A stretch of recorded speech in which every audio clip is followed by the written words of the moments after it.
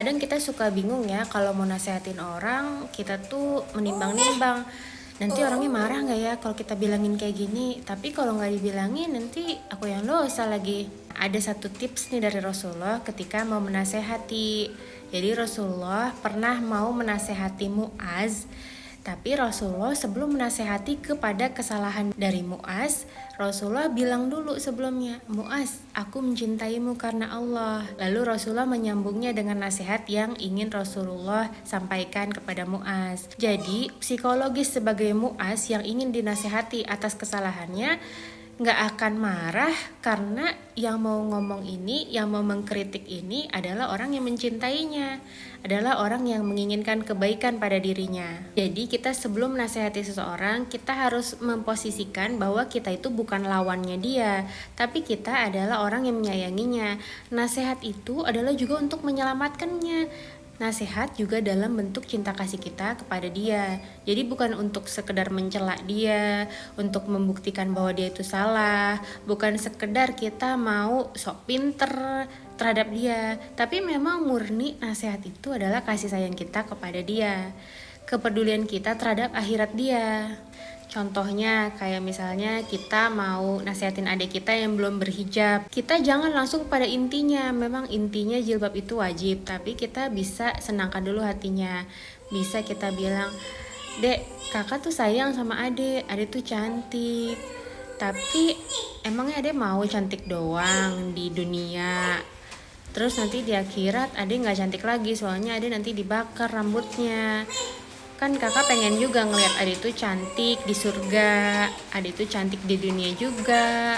Allah itu memberikan kita kewajiban berhijab bukan untuk menyusahkan kita kok, tapi karena Allah ingin menyelamatkan kita dari api neraka. Allah juga ingin membuat kita jadi orang yang terhormat. Allah juga ingin jadikan kita punya identitas muslimah, jadi kita itu dikenal sebagai seorang muslim, pembeda antara kita dan orang non-muslim. Atau misalnya ada seorang suami yang melihat istrinya suka menggibah, tapi kalau dinasehatin istrinya malah marah, malah nyerang balik. Nah berarti ada yang salah nih dengan cara menasehatinya. Suami ini harus menasehati sesuai dengan contoh dari Rasulullah. Puji dulu istrinya, puji masakannya, bilang cinta, bilang sayang, bilang I love you, terus baru dikasih tahu. Dan kasih taunya juga jangan merendahkan istrinya.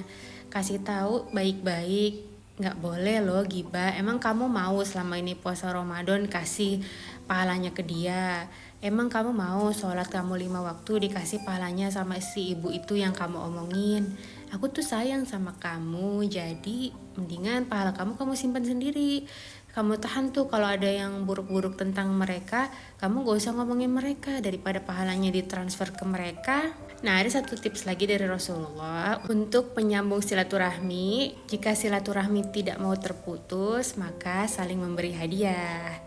Tahaddu tahabbu, memberi hadiahlah kalian, maka kalian akan saling menyayangi. Rasulullah itu juga sering banget ngasih hadiah ke sahabat-sahabatnya, ke orang-orang terdekatnya, ke kenalan-kenalan terbarunya. Karena siapa sih yang gak senang dikasih hadiah? Mau orang kaya ataupun orang susah, tetap aja senang dikasih hadiah. Berarti dia itu diperdulikan sama orang lain. Dia merasa orang lain respect sama dia, sayang sama dia. Kayak contoh yang tadi, kayak kakaknya yang nasihatin adiknya tentang hijab. Beliin langsung hijabnya, beliin gamisnya yang sesuai dengan modenya, stylenya adiknya.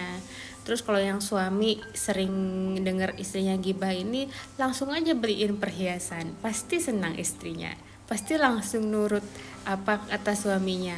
Karena kadang-kadang yang kita lihat adalah orang-orang yang mau menasehati tapi justru malah menjatuhkan. Kadang-kadang nasihatnya juga di depan umum, atau nasihatnya emang langsung nusuk ke kesalahannya aja tanpa melihat kebaikan dia yang lain. Kadang-kadang nasihatnya itu dengan diksi-diksi atau pemilihan kalimat yang kurang tepat, sehingga nggak sampai nih kasih sayang yang mau kita berikan kepada orang yang kita nasihatin, yang sampai malahan permusuhan. Jadi jangan sampai ya kita mau menasehati, mau mengeluarkan ayat-ayat Allah tapi malah saling menyakiti.